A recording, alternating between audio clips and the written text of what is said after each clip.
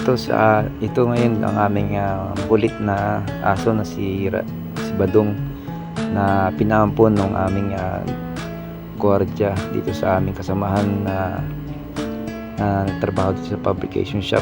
Ngayon pinangalanan nilang si Rai.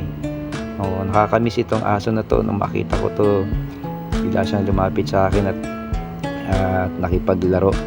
So ito nga ang pangalan niya ngayon, si Rai. Ngayon nandito siya ngayon sa loob ng fabrication shop at inaalagaan ng aming kasamahan.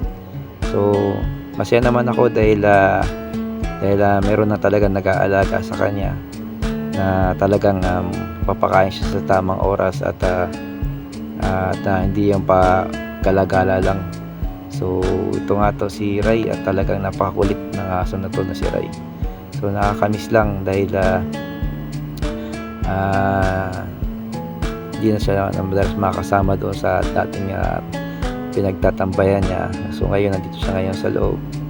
So yun lang, at masaya ako nakipaglaro sa kanya at nakipagkulitan. So nakakamiss talaga itong si Rai.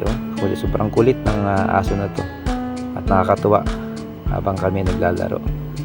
So yun po, at sana wag ka nang lumaki at ganyan ka na sana kaka-cute.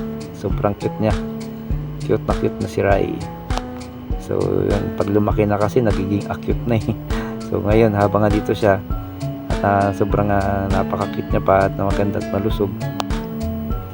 Ayan at talagang mapapasin niya yung sigla niya at kapag mayroon nakipaglaro sa kanya. So tuwan-tuwa siya kapag may mga kalaro. So yun, at ang lang dito, hindi niya namimiss yung mga kapatid niya. So marami itong magkakapatid, so naiwalay lang siya doon sa mga kapatid niya. Pero ito nga po, at masaya naman siya dito sa aming isang kasamahan na nag-ampon sa kanya, at talagang alagang-alaga siya. Ayan napakakulit nitong aso namin ito. So at dahil ko naman itong pinapasyalan, pinupuntahan dito sa pinag-alagayan niya, alagaan niya, at sinasama nga lagi ito pauwi ng kasamahan namin. Pagpapasok kasama-sama din siya.